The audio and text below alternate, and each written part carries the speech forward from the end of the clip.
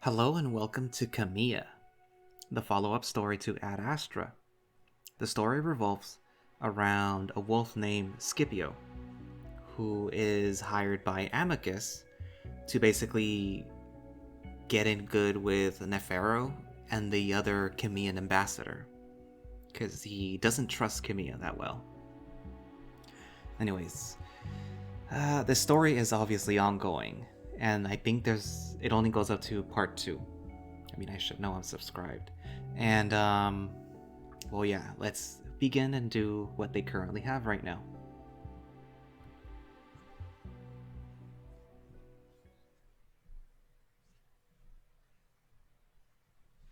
I lay back in the cool blackness of my mind. It's nice, sort of half meditation that my mindfulness teacher once taught me several years ago. It helps to calm my mind, pull it inward from the outward chaos. It makes me forget the responsibilities that rest upon my shoulders. Mainly the rest of my mentor's shoulders, but in turn, he rests upon mine. Focus. I admire the way I'm able to isolate my mind in a place such as this.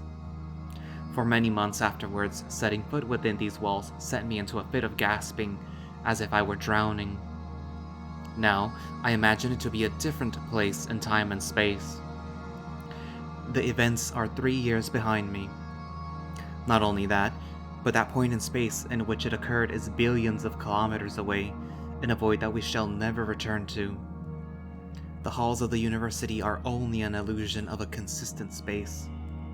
Rather, we are at a different point in the universe every moment we exist, whether that be at home, school, or at a diplomatic mission to Khemia. Therefore, I am free from that moment and that place. Now, I am in a clean space. That's exactly the kind of space I need to exist in mentally to keep this assignment. A type of assignment I've wanted my whole life. A sound mind is one of our most important assets. The past is in the past. And yet, the framing of the space is consistent, as I just reasoned, the marble, the statues, the lecture halls. These were all here when it happened, and they are here now. So, is it really clean? Stone doesn't live, therefore it cannot witness. But is that even true? I realize my meditation is veering off course, but it's easy to be distracted when you're laying on a bench made of marble and your head is beginning to ache. Then my concentration is broken, and I sigh, rubbing my paws over the cool, polished marble. Do these marbles, benches, and pillars witness and absorb the lives that speak and move around you? If so, then simply distancing myself from a point in space is useless. The objects most important to the events continue to exist nearby. The idea of buildings embodying a character isn't my own. My instructor in Adastrian architecture once said that long-lasting structures assume identities more distant than the people who build them, especially as time. We witness it. We saw you bleed. I opened my eyes, disturbed by what seemed to be both an inner and audible voice. In fact, I pinpointed to the statue right in front of me, the one of Antonia crouched on her pedestal. I frowned, staring at it. I'd certainly heard something from that direction, like a whisper. There's no question that this university is filled with unamalgamated spirits, and even in the bright morning light that pours through the windows, Antonia appears eerie to me. Of course, her most famous deed was being an asymptomatic carrier of Lucius fever while a prisoner of the jackals, the outbreak killing thousands. If any statue is haunted, it's likely hers. And then, as I move across the hall, she seems to follow me with her gaze. Not just her eyes, but her head as well, and it's so distant that I have to... Scipio! Oh gods! I leap into the air, stumbling away from the sudden voice and movement. There it is. Must you shout? Am I shouting? I consider this to be a perfectly reasonable volume. I suppose my advancement in age only continues, and you must learn to live with it. I rub my chest, looking over at the statue, that strange, dark feeling slowly dissipating. You did not wait for me at the entrance to the forest this morning, thus my journey was rather dull. Do you find me all that interesting? I moved towards a bench, one further away from the statue of Antonia. Well, now that you really managed to capture the attention of the flower jackal in the past few weeks, you most certainly are. He is most certainly interesting. And yet you insult him in the same breath. He is a flower. What of it? He is a Khemian. Even Khemians have boundaries of gender. That jackal seems just as happy to be treated as a woman as he is to be treated as a man. I sigh, feeling the chasm between our differences in age now more than ever. Veritas was once thought of as a leading social progressive back in the days that Amicus's father ruled. Now with Amicus on the throne, much has changed, and he's rather popular with those of my age. Not so much with Veritas. As much as I enjoy your conversations on topics such as the latest fashions and imported Khemian amusement tech, I was actually asked by Amicus to discuss a few things with you. I feel a falling feeling in my chest, wondering if I've done something wrong. 2 years ago, Veritas had picked his top 3 students of the Khemian culture to train as his assistant and backup for the mission.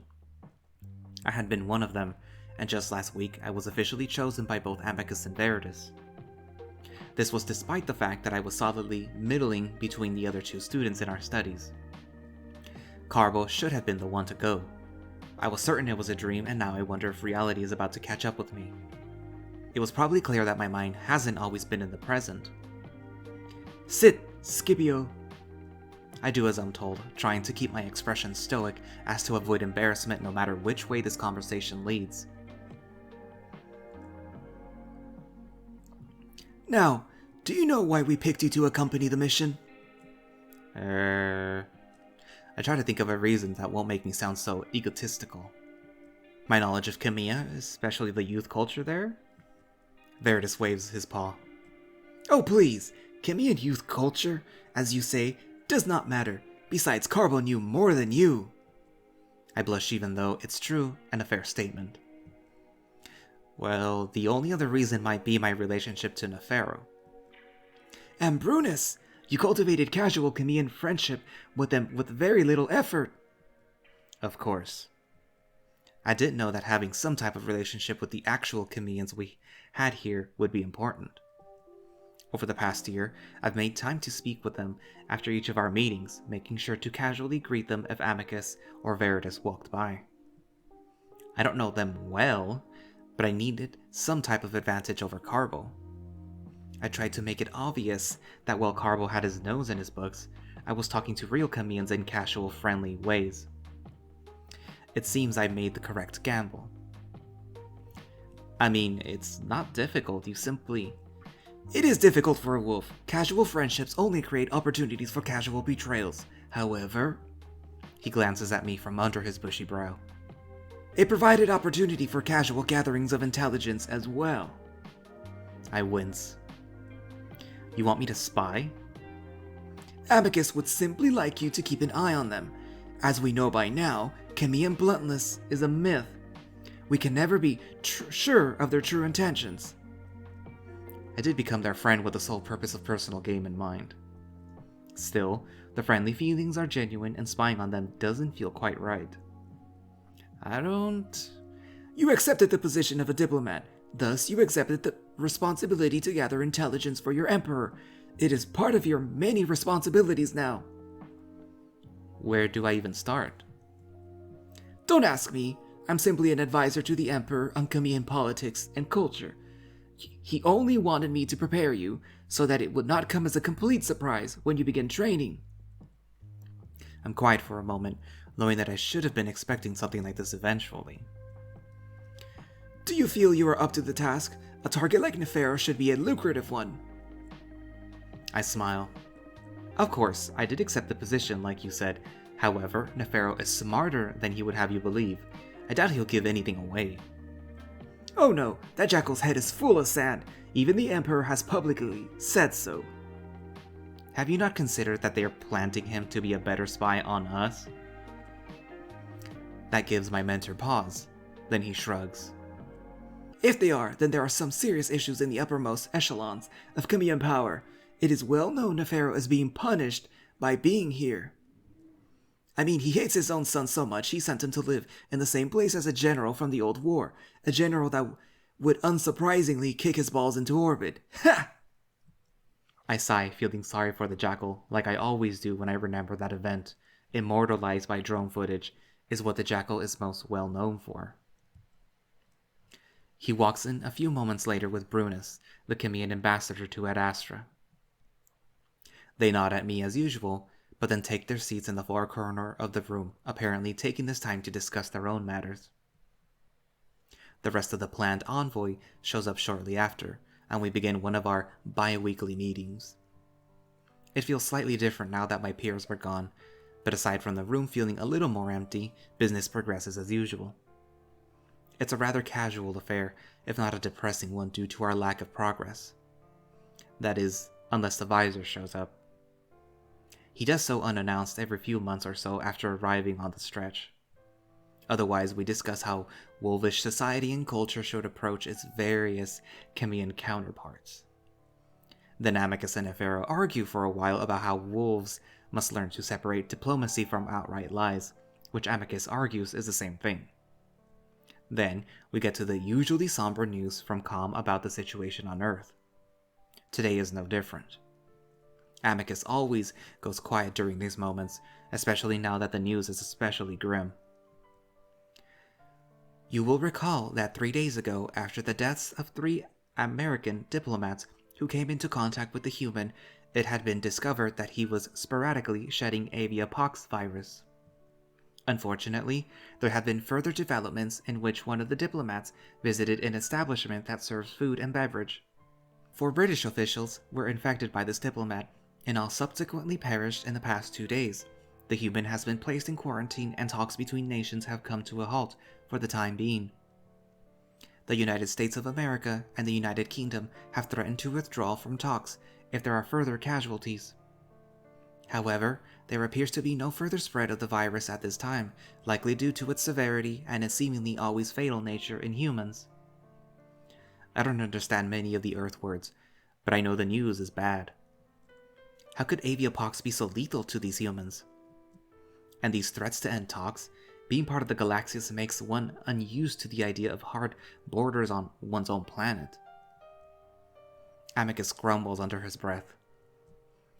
How could they be so goddamn stupid? At first, I wonder if he's talking about the humans, which I find unfair.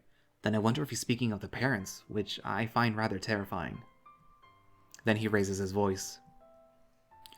Do we know of any sapiens that can contract aviapox and remain contagious after initial infection? Ahem, I'm no virologist, but considering how little we know about the effects of the virus in humans, anything could be possible. Yes, and due to the parental negligence, he's in quarantine. I'm beginning to think we need to bring him back, like back here, back home. Amicus almost shouts, the first time I've heard him do so. The parents do work in mysterious. By making my human appear as if he were a bioweapon. What the hell are they playing at? Virginia, who had been silent through most of this discussion, clears her throat. Unfortunately, Amicus, we know the parents are not able to foresee all things. We can only control our own duties on our own plane of existence. I know his relationship with the human was close, though how close is wildly different depending on who you ask. It's clear he's more rattled than I've ever seen him though, his paw shaking on his knees. Speaking of which, you have something to announce to our envoy before the Empire as a whole, did you not? Did I? Virginia sighs. Oh yes, sorry. The parental catastrophe on Earth had me slightly distracted. As you all know, our discussions with the Visor and the Pharaoh have gone nowhere. To show Khemia that Ad Astra is truly dedicated to an alliance, Amicus swallows hard, as if he's having trouble getting the words out of his throat. I will be joining the envoy, despite the many hardships this will bring to our world. I do believe the benefits will outweigh the cost. Oh, so you'll be joining us? I'm surprised. Even I wouldn't have given into Father's pompous demands so easily. We negotiated for 3 months, Nefero. Anyway, during this time, Virginia will fill the role of acting empress. I widened my eyes, if only because it's the first time I've ever heard such a word put together. Veritas visibly blanches while Nefero and Brunus barely react at all. Thank you, Amicus. I will perform to the best of my abilities during your absence. Basically, I'm gonna do what I'm doing right now, but without having to go through you. You always do, Virginia. This means we should all keep in mind the fact that departures can occur at any day now, depending on when the ship arrives. My eyes widened. So that's why I was chosen now. The day that had always seemed so distant is nigh. Now, I must be off to have a discussion with the parents once again to make sure we're actually still on some sort of track.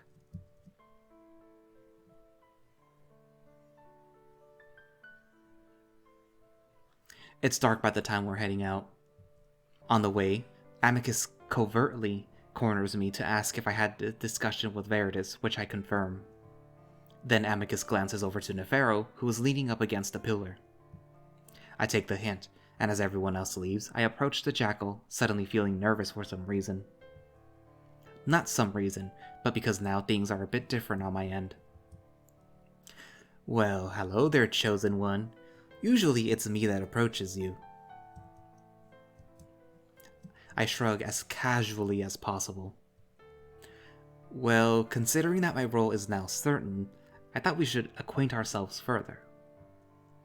Is that so? Well, how do you think we should do that? Well, I sidestep his theatrics. Do you have any interesting plans for the night? Maybe you can help me better understand Khemian ways of things? That would be rather difficult to do on this planet, but as for plans, well, not particularly. Hey, ready to go, Nerf? Oh, hey there, Skip. Hello. I'm at least able to not wince anymore whenever they use that children's nickname. That depends, Brunus. First, I was meaning to ask Skip if he would like to visit a den with me. I blink. That's not exactly something you say loudly in a quiet room. That's also something he's never asked me, despite his notoriously promiscuous reputation. Is it because I'm now guaranteed? Would he have asked the same of Carbo? Imagining that bookish wolf in this situation is worthy of a laugh. Maybe Veritas and Amicus know more about this relationship of ours than I do myself.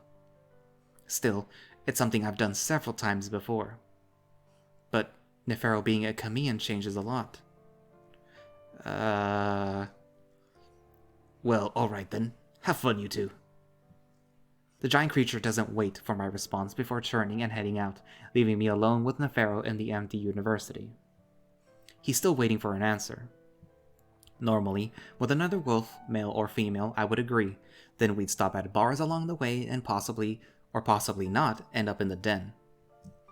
It was a weekly occurrence during my first years attending this university. Yet my heart flutters like it did 10 years ago, about to experience a den for the first time. Yes, I'd like to. Wonderful. I suddenly feel a bit warm at the idea of a Khemian finding me attractive enough to bring to a den. We're similar in structure, so it makes sense, but still. Nefero offers me his arm, as if escorting me. There's an establishment in the Clay District we can go to. Is that a place you've had problems? Well, it's more of a place that has problems with me. They're not a fan of the elite. I say it with some exasperation, not really feeling elite in any way. That's calmed down a fair bit in the past 3 years, has it not? I still avoid it when I can. I'll keep you safe. He's right that there has been a long time, and as far as I know, no maned wolves have been attacked recently. That's about to change. The jackal keeps my arm around him the entire time, and I speculate that it's some sort of Khemian ritual before sexual intercourse. I begin taking mental notes. I quickly forget about the other, possible hostile pedestrians as we get closer to the dens. I'm very nervous, and that's embarrassing for someone like me, well into their 20s. The entrance is a shabby side door where Nefero signs in and pays, ignoring the stairs, before we're led down a narrow hall, then into our personal den. The lights are dim low, and Nefero fumbles with the switch when I sit on the bed. As the artificial window glows more brightly behind Nefero, filling the room with light, I'm hit by nostalgia from a time that wasn't all too long ago. It's cramped, slightly tacky, but still pleasant. Dens were mainly frequented by students who were on their third warning for fornicating on campus. I still live on campus, and while I know Nefero lives in the Imperial District, I don't know his exact situation. I assume there's a reason he brought me here instead of his place. I assume you're familiar with this type of place. I glance at him and he smiles toothily. Sexual intercourse is forbidden on all grounds of Varro's University. Nefero rolls his eyes, grabbing a bottle of wine. And here I thought wolves were sexually liberated. Well, we are. It just happens to be a leading university on the moon. Nefero leans casually against the armrest, drinking straight from the bottle. I attended the best universities in the Galaxias, and there were rooms dedicated to the act on campus. I bristle slightly at the dig at my school, even if it's true that most every school on Khemia is far superior. I'm about to ask why he brought me here instead of his own place when he suddenly sits up. Anyway, to celebrate your promotion, I thought I'd help you with your research on Khemians. Have you ever copulated with one? My throat is suddenly very dry as I shake my head. Well... The jackal sits up straighter, showing off his physique. His fur is shorter compared to mine, giving him the advantage of being able to show off the muscles on his chest and stomach.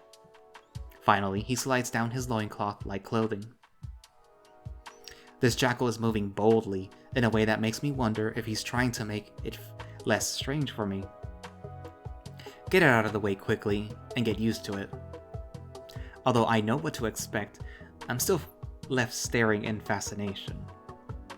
While very different from my own, it fits well in his frame, and as he moves closer, I find myself reaching out, sliding my paws up his thighs, then around to cup his rear.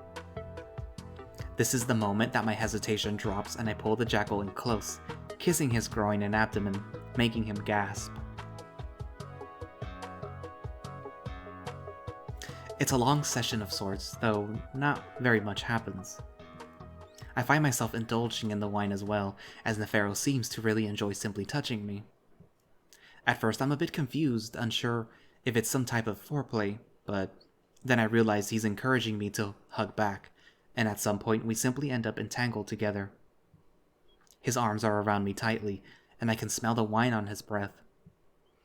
I don't ask him because it would be rude, but I genuinely wonder if he's lonely. I reach back to rest upon his shoulder, just in case he needs reassurance, then slowly fall asleep. I wake up, and what happens in the following moments takes many hours for me to put together in my mind. The door to our den is open, and I wonder why, because it should be locked. Is Nefero? He's sleeping next to me, but that's when a large, dark figure stands up beside our bed. There's something in his paw, and for a moment I try to yell, but nothing happens. The dark, blocky shape of his head turns in my direction, noticing me awake, and my guts turn to water. There's an almost ticklish sensation in my lower stomach that makes me think I'm urinating. He moves, but then there's a harsh, ear-splitting crack, and before my eyes, I see the man, the sapient, bent and warped in the shape of a wave before blasting apart. I'm splattered by wetness, by smells that I haven't smelled since...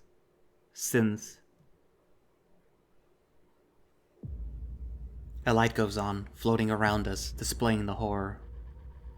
What the hell happened? Come? Nefero is moving around besides me, but I can't move. I smell this person all over me. I'm covered in him. An assassination was attempted on the lives of Nefero and Scipio. Separatist connections are suspected. Amicus has been notified. The drone's light turns to illuminate the wall, and I see everything. No, No. No. Target fully neutralized. Bodily state is incompatible with life. No. No. No. Skip? I grasp at my mane. I feel them pulling at it. Are they coming in to pull me out? What? Nefero is finally focused on me after fumbling around for the lights. I need to get out. I can't breathe. I roll off the bed, feeling the blood and viscera in my fur as I try to crawl under the bed, but find no space. Then I crawl behind the sofa, still covering my mane, avoiding the blood in the streets, avoiding the men with bricks torn from the university, avoiding looking at one of my old professors getting his head smashed in with one of those bricks. I cover my eyes, waiting. Someone, Nefero, touches my shoulder. I cover my mane and tremble until I am finally able to bring the presence back to focus. I cover my mane and tremble until I'm finally able to bring the present back to focus, one that's no better than the past. I look up and see Nefero staring at me. He's seen it. He sees what's wrong with me. How will they ever let me go along now? I know I'm not going to Khemia anymore. What follows is patchy, blurry mess that my memory is never able to put together. It's like during my first years of university, getting far too inebriated at the bar, only to wake up with a raging headache and the hope that I didn't do anything too awful the night before. A few things I'm able to remember, though. I'm unsure if it's real or imagined. Wolves come into the room, and I don't know if they're from the establishment or the Empire. More drones follow. These I know are from the palace because only the Empire owns drones. Then I'm on a small ship. All the while, I'm trembling and I can't stop despite feeling completely numb. Nefero tries to speak to me every now and then, but seems to give up after I only offer one-worded answers. I thought I was done with this, but it's just like the first night after it happened. Like it's never left me. I'm still broken. Then I'm being ushered out of the ship by Nefero. Calm is talking to us, but I'm not paying attention to him. It's like my mind is crowded with too many thoughts, yet I'm not thinking of anything. At least, I'm trying not to think of anything. I'm vaguely aware of the fact that Nefero had been cleaning my fur on the way here, yet the smell is still all over me. I've heard that jackals have a far weaker sense of smell, not as sensitive as that as wolves. But now that I'm focusing on the smell, I kneel over and retch violently. Ahotep!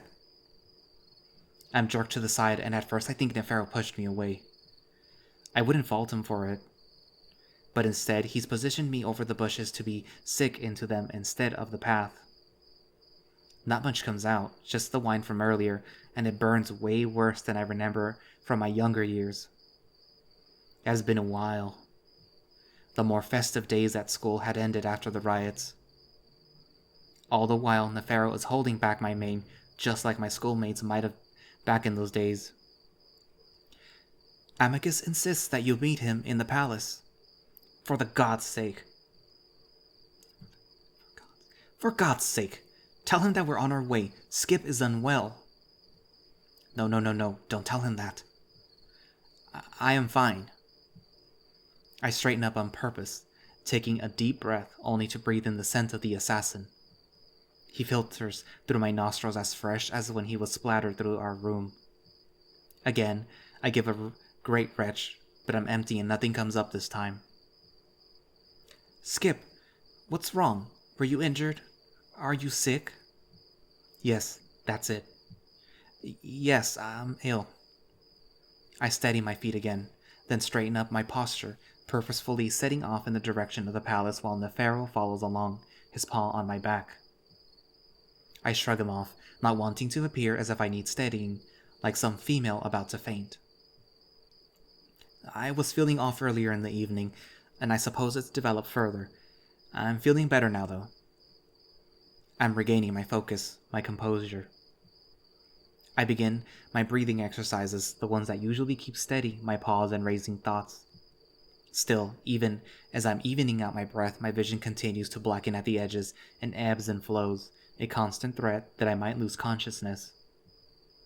That is the one thing I cannot do right now, not in front of the men who are in charge of this mission. Too much depends on this. Somehow, over the course of 20 paces, I'm able to retrain my mind, recompose my outward demeanor. I've worked my way up to this position far too long. I won't fall and let that height be used against me. Come on, Amicus is waiting. I don't look at him, but I can tell Nefero is staring at me as he follows along my side. I can tell he wants to ask further. Of course he does, but thank the gods he keeps silent as he turns to walk through the archway and into the palace. I've only been inside the palace twice. The first had been with the other 2 assistants in training, while Amicus interviewed the 3 of us before sending us back to the university. The last time was last week, alone, when I'd been chosen. I need to display the same confidence that I'd felt back then, to wipe the last hour from my mind. My confident strides come up a bit short though, when I see Amicus standing right there in the main hallway. His presence is always intimidating. He is the Emperor after all. But right now, he looks especially intimidating. He's angry. What in the hell were you thinking? More than angry, he's furious.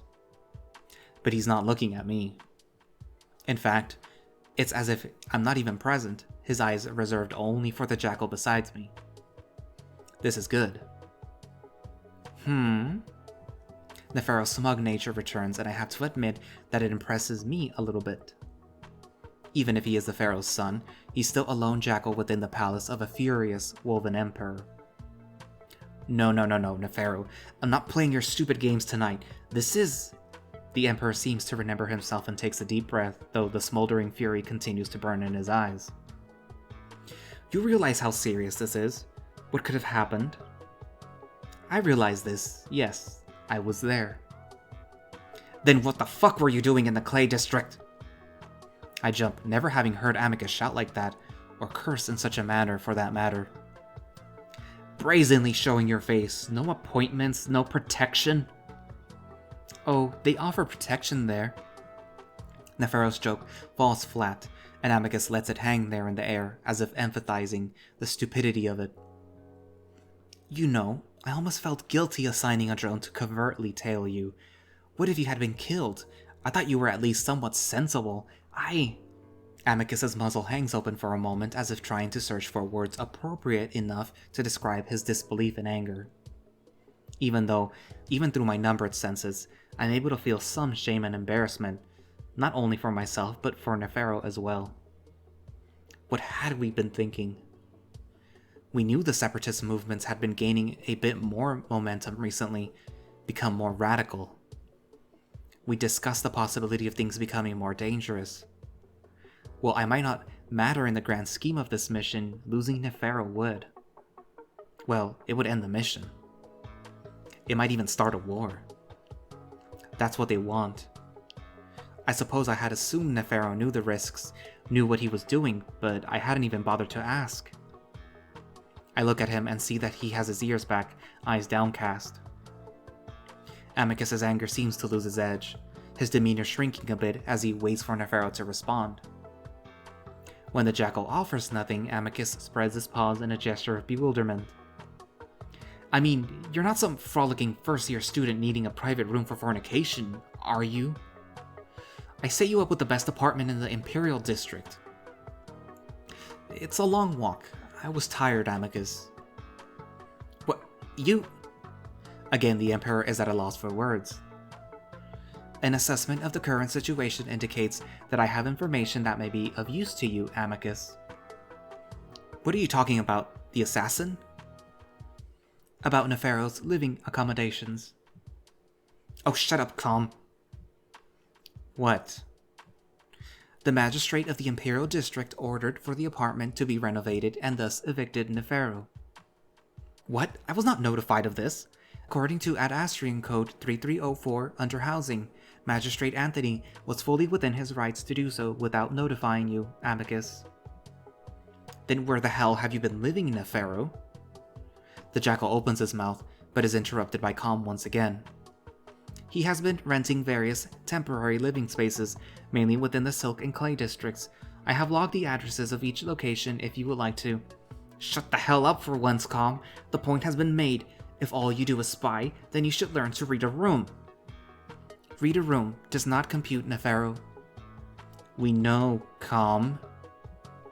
Nefero, why did you not tell me of this? Amicus looks less angry now, more confused. Nefero sighs. You are the Emperor of Ad Astra. You have bigger issues to worry about than me getting kicked out of my apartment because of Wolven's spite. Not if it endangers your life. If the Pharaoh or even the Visor knew of your slinking around in the worst districts of Ad Astra, our entire efforts of the past 4 years could be ended within seconds. Why are you so sure of that? You seem to think they care about me. I said none of your games tonight. I know your relationship with your father is a poor one, but frankly, that matters little to me. What does matter is the optics. Imagine the son of Khemian Pharaoh being murdered on the poor streets of Ad Astra. Imagine it. Like it or not, you are my responsibility while you're here, as you are a diplomatic guest. So my inability to, at the very least, keep you alive would demand an answer from Khemia and set back all of our work by years, if not generations. That finally seems to get through to the jackal, and he does not respond this time. A very uncomfortable silence follows. Then the jackal bows with a quick duck of his head. You are right, Amicus. I suppose I have become too comfortable on this moon. I apologize for my negligence. Nefero then turns to me. And I apologize to you, Scipio. I had no intention of endangering your mission, but more importantly, your life. Forgive me. He catches me a bit off guard, but I manage to keep my composure. You have my forgiveness, Nefero. Then, realizing Amicus's eyes are now on mine, I quickly turn to him. I am adjusting to and learning about this new position I am in. Still, I should have known such actions were reckless. I am sorry, my Emperor. I kneel before Amicus, holding my breath.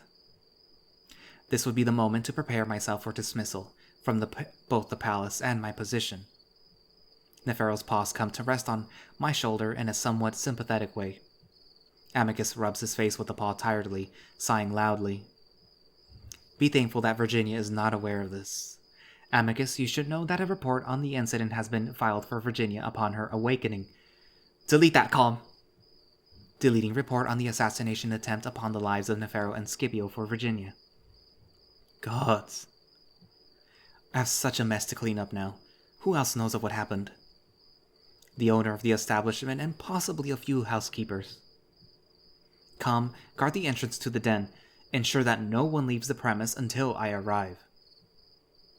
Amicus walks past us, and I can hear the deep rumble in his throat that is a stifled growl before he calls over his shoulder.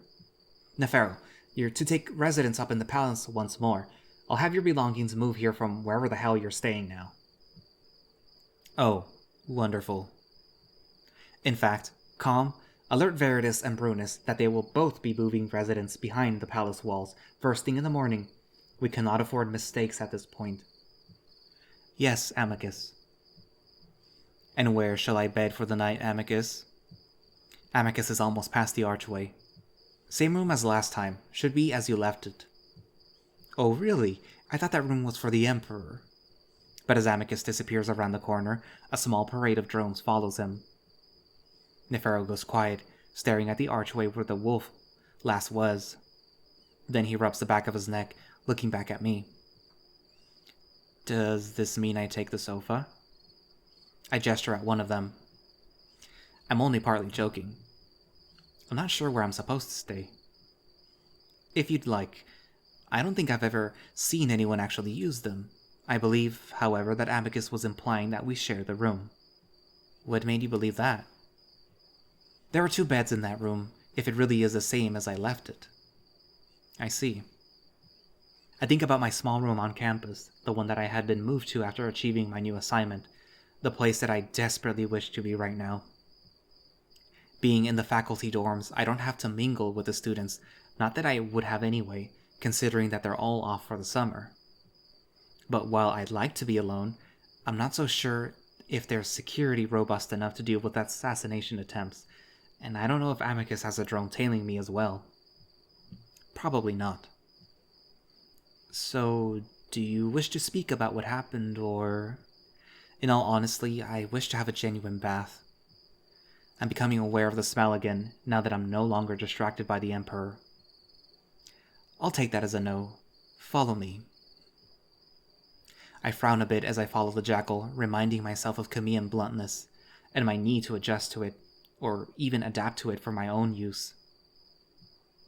We walk in silence through the marble halls and soon cross into the section that I'm not familiar with. The last time I visited the palace, I'd been too preoccupied to really take in my surroundings. Now, I'm able to see that it's more simple than I would have imagined, almost Unitarian in its design. One would imagine halls lined with gold and encrusted with gems if they only listened to rumors spread by the lower classes.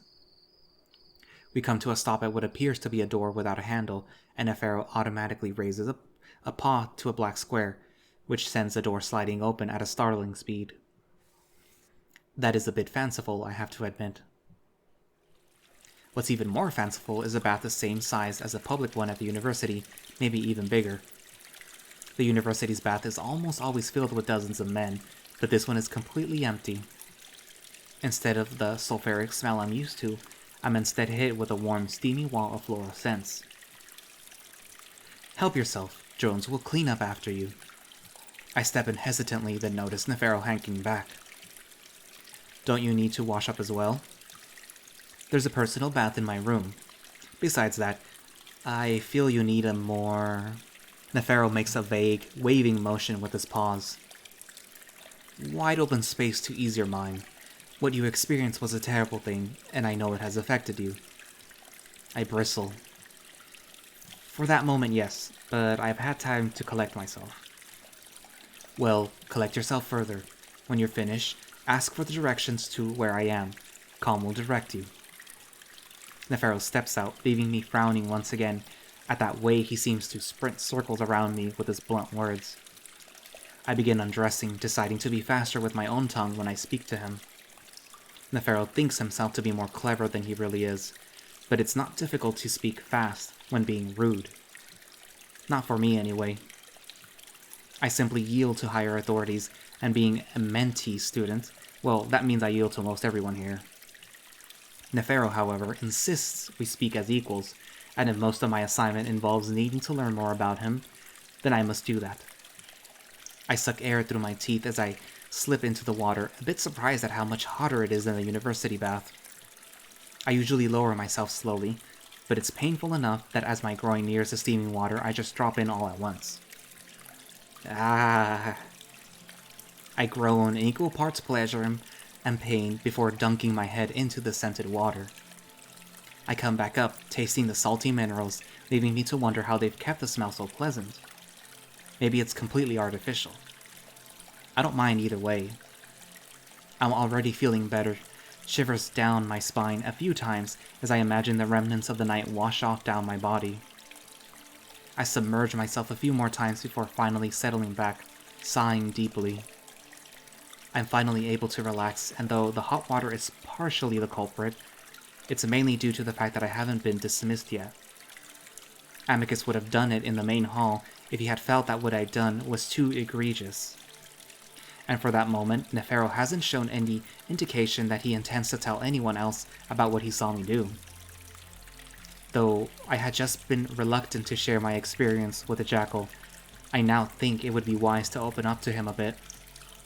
He'd seen my reaction and questioned it. Best to achieve some understanding, just in case he goes elsewhere for answers. During the psychological portion of my vetting process for my position, I'd almost panicked many times. I doubt I'd be able to do it again in my current state. Then maybe you aren't meant to be the one to go. It will be difficult, confessing my mental weakness to someone that isn't my mindfulness teacher or my mother. My eyes fly open as I realize I'd forgotten to send my daily message to her. Damn it! Calm? Yes, Scipio. Do you have a portal here that I could use? I'm sorry, but I cannot allow you to use technology reserved for the Emperor family. I sigh, wondering if I'll have to ask Nefero to borrow his. However, your personal portal is due to arrive within the minute, along with the rest of your belongings. Would you like me to send it to you in the baths? Yes, please. I'm not sure how to feel about my personal things being gathered and flown to me without me being involved.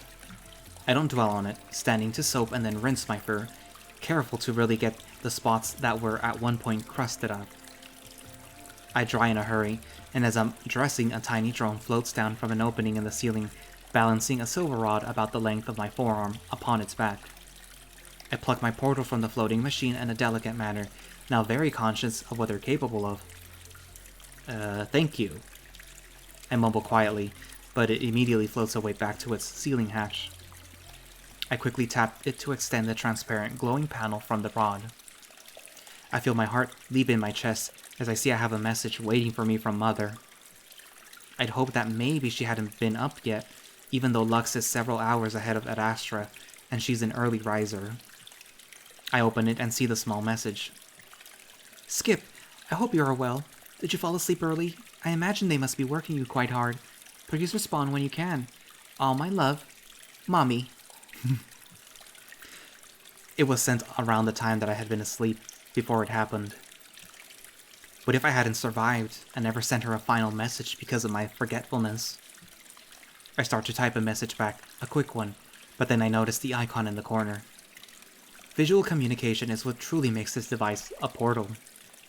We only use it once weekly, but that day is 2 days away, and because I missed sending my message on time, and because I miss Mother, I push the icon resembling an arrowhead, as if pointing in the direction of where my mother is, thousands of miles away. She answers within seconds, and at first all I see is white fabric, then a bracelet, then my mother's face. Skip, are you alright? You fell asleep, didn't you? She doesn't sound too worried or upset, but her childing voice is making it difficult to speak for some reason. Scipio, you are alright, aren't you? Have you had a bath? Your mane is sticking up. The fortress inside my mind that I had thought I had rebuilt up comes crumbling down. I open my mouth, but all that comes out is a sob, as the tears well over. When I get back to Nefero's room, I find him already asleep on the bed. It's certainly more exotic than the rest of the palace, but being the Emperor's room, that makes sense. I see a few crates stacked in one of the corners of the room, which I presume to be our belongings. I'm too tired to look into them now, however, and find myself slumping into the smaller bed. Even if it is smaller, it is quite more comfortable than any bed I've slept in. Within less than a minute, the gurgling fountain behind me lulls me into a deep sleep.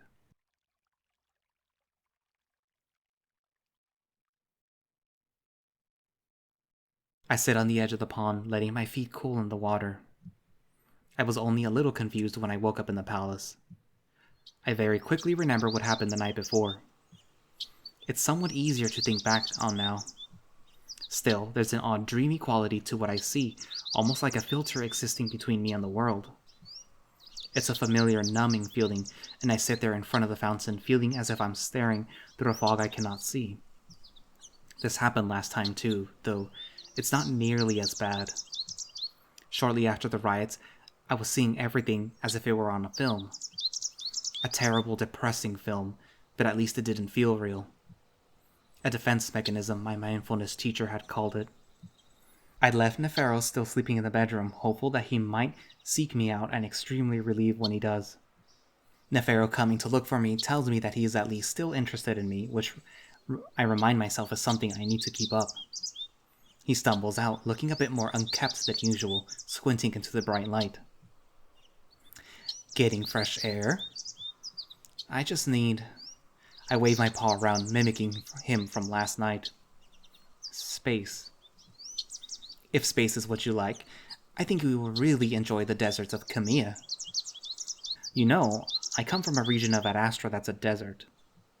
Yes, but nowhere on Ad Astra is like the deserts of Khemia.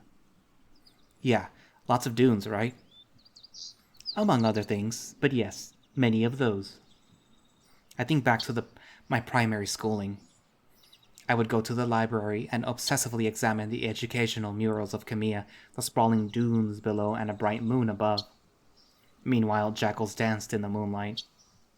That was probably the beginning of my obsession with Khemia, and a pharaoh reminding me that I might actually be able to go. It penetrates through my mumbled fog and I feel some excitement, but also apprehension because I know I need to talk to Nefero about last night if I'm ever going to rest easy. I must show it on my face. What's wrong? Can I speak to you for a moment about something I'd like to keep private between us? Nefero walks closer to the edge of the pond. Well, it depends on what that something is. Promising to keep a secret before knowing it is... Ehotep! I jump too, bringing my paw to my chest and ducking my head. What? I look back at the jackal as he stumbles back, staring with wide eyes at the ground beside me. I look down, finding nothing but stone and a garden spider. I look back at him, my heart hammering to bits in my chest, trying to fight off that rising panic. What is it, Nefero?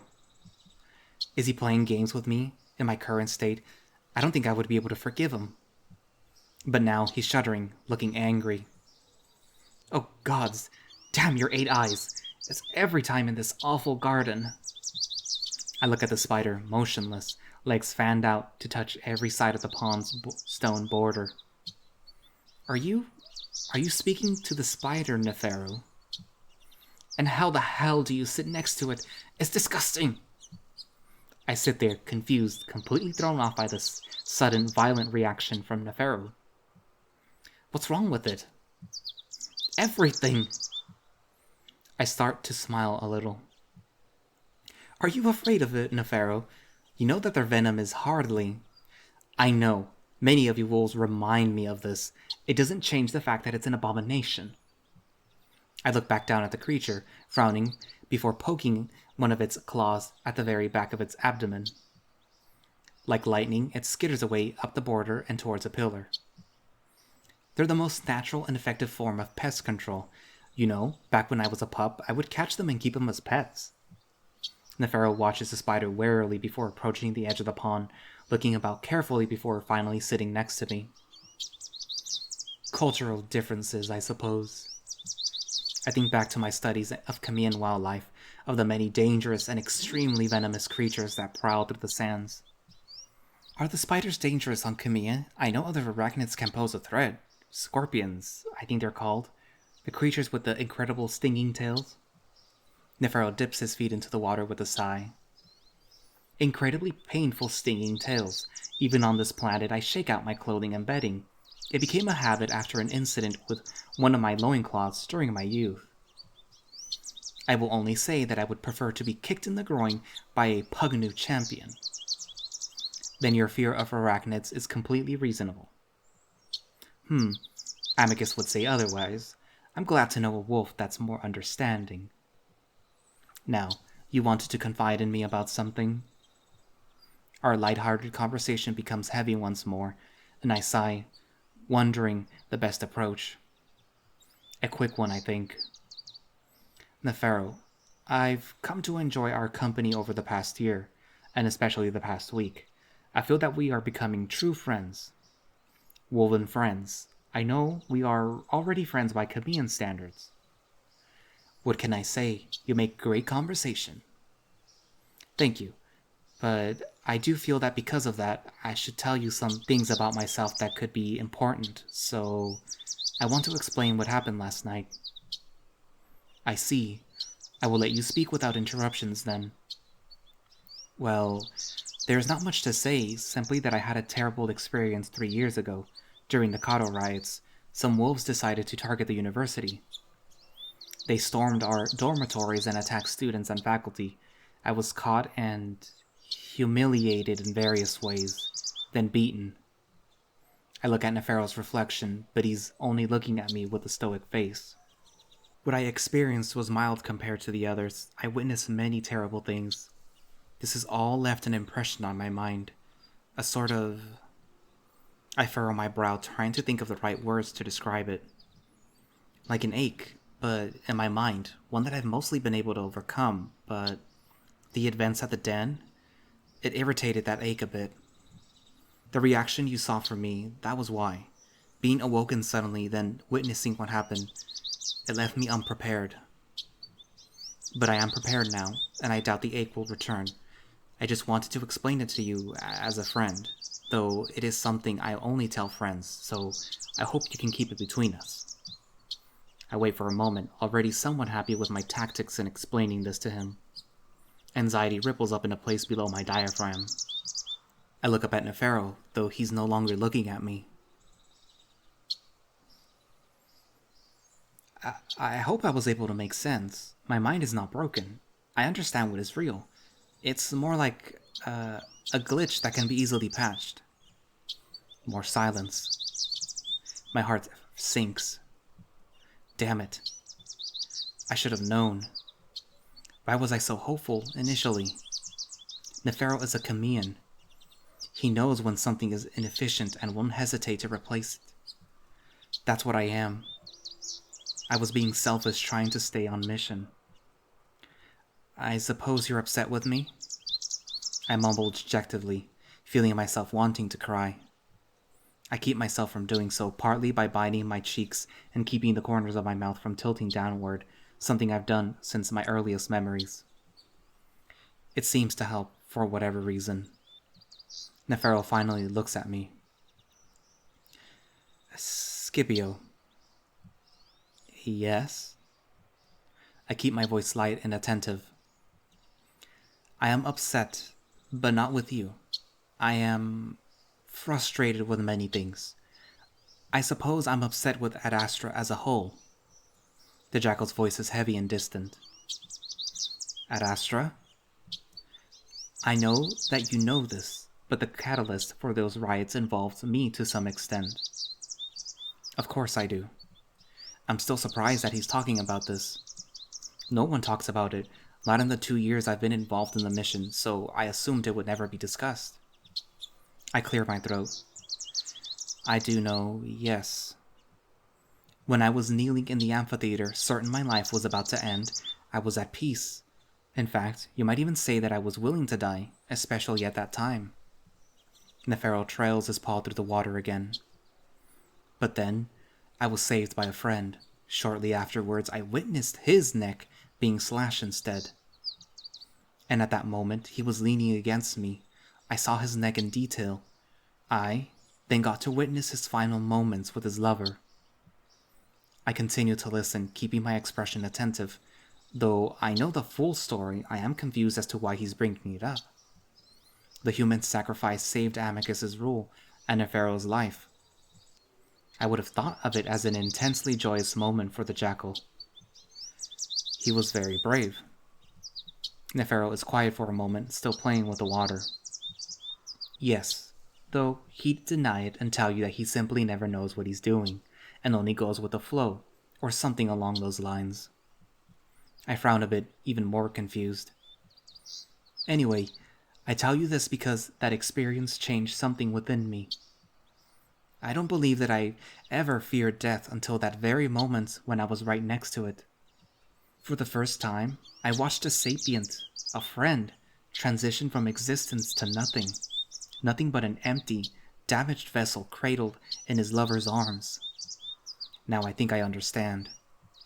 Memories surface of that bright blue sky day, of Professor Amicus laying on his back in the streets next to me as I played dead. I watched his fitful death throes, his last sporadic movements as his damaged brain struggled to continue its existence. And then it failed. My mind begins clouding slightly, and Nefero notices. Sorry, are you alright? I clear my mind. Yes. I should be more delicate, but my point is exactly this. We share a terrible moment 3 years ago, one that still deeply affects us to this day. He pauses. Excuse my Khemian ways, but... Nefero's arm is suddenly around my shoulder, pulling me towards him until my muzzle is right next to his and he rests his head against mine. I freeze up slightly, definitely unused to contact such as this. Ahewawi. I hear Nefero's voice unfiltered by my lingua for the first time, And of course he speaks perfect, beautiful Khemian. This is our word for it. Old pain. I know that wolves do not, which makes this all the more frustrating. Here you are expected to face inner turmoil, alone. This upsets me. I relax a bit, then lean into Nefero more, partially because I'm happy to be part of anything Khemian, and also because this is actually comforting. I understand what Nefero is telling me now. I never expected this, the son of the Pharaoh, to struggle with ache like I do. So understand that you don't have to hide your struggles from me. I would rather help you manage them. That is a comforting thought, though, knowing I can confide in someone rather than just my mother, but I worry that I will get dismissed from the mission if it becomes obvious to the others. Suddenly, I just laid bare my deepest fears to this jackal that I've met in person a total of maybe a few dozen times. I realize that I must be Ad Astra's worst spy, and that always suspicious part of my mind wonders if I'm being purposefully manipulated. But this feeling of comfort is so rare and welcome that I don't care for the moment. I've always admired Khemian culture, but for the first time I feel as if I'm being included in it, and it's wonderful. I know, and I would have considered that if the mission involved a dangerous situation. Nefero finally lets go, leaning back on his paws. On the contrary, I believe going to Khemia might help you, especially if you're only there to record an experience, as you said. Well, thank you, Nefero, for giving me a Khemian experience. It's refreshing to say what I'm thinking. Liberating, is it not? Keep practicing and you'll fit right in once we arrive in Khemia. Why don't you practice it on me? I'd like some blunt answers right now. Brunus's deep, rumbling voice startles me out of my hazy relief and happiness, and we both turn to see the big wolverine standing about 10 paces behind us. How a creature so large managed to sneak up on us is beyond me. Morning, Brunus decided to join the Palace Club. I was escorted by a bunch of drones, so I didn't exactly have a choice in the matter. Someone's testy. Someone's about to explain to me what the hell they did last night. He notices my ears fall back for a moment. Not you, Skip. I already know whatever happened is his fault. Nefero smirks in response. If you want details, you'll have to accept my invitations one of these days. Don't take this the wrong way, but I'm really damn curious as to why there isn't more footage of people kicking you in the balls, Nefero. That seems to quickly sour Nefero's mood. Because, Brunus, recording devices are a luxury on Ad Astra. Brunus seems to ignore the jackal, instead looking at me. I still don't think this is your fault, but maybe you can tell me what happened so that we're not all wasting our breath? Nefero steps in, then. Someone attempted to attack us. Likely someone from one of the separatist groups. It's under investigation. The immediate situation was taken care of, but Amicus is taking extra precautions to keep us all safe until we depart for Khemia. Attack? Like what? Some political attack crap? Or some serious attack crap? Serious. But I will tell you the details later.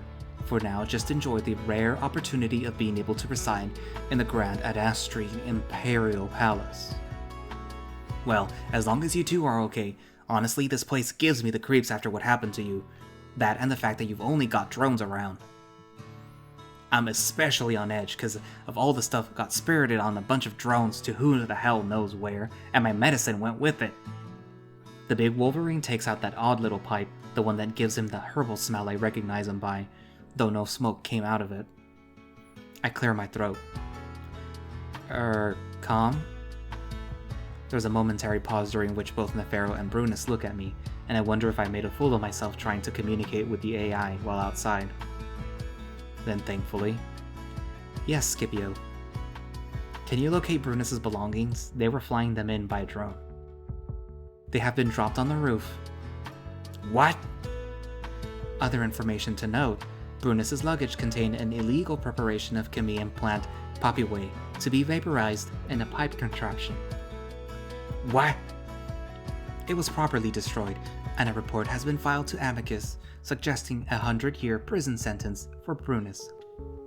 What? Nefero talks over the angry growls coming from the wolverine. Why was it dropped on the roof, Calm? To follow cargo loading protocol, all Khemian Alliance mission members have had their personal belongings moved to the roof. Cargo loading? We're not leaving here until I get my damn pap. I would rather rip out my other arm than have to go through the stretch without my medicine. Just a moment. Does that mean that the ship has arrived? Well, I suppose it couldn't be anything else, unless we're going somewhere I wasn't aware of. It's here! What I believe to be Veritas screeching across the gardens reaches our ears. We all look around in confusion, and then... Holy shit, where did you... The ship has entered the atmosphere. Veritas's maniacal demeanor seems to disturb my two friends, which is understandable if you have never seen him in such a state. It even frightens me occasionally, though I feel this amount of excitement is justified if the ship we've all been waiting for the past 3 years is actually arriving. How far away is the ship, Calm? Arrival is approximately 2 minutes and 32 seconds. Scipio! I'm a bit distracted trying to think if I've done everything I needed here on Ad Astra before I leave for at least a year. I know I have, but I always feel I missed something. Veritas is adamant on getting my attention, though, leaping in front of me. Scipio, my boy. His voice has transitioned to a hoarse whisper. Remember this moment. Cherish this moment. Then he yanks me down to a kneeling position before grabbing my head rather roughly and tilting it towards the sky. Behold, your first view of Khemian tech. Let it inspire you, Scipio. It is what Ad Astra can be.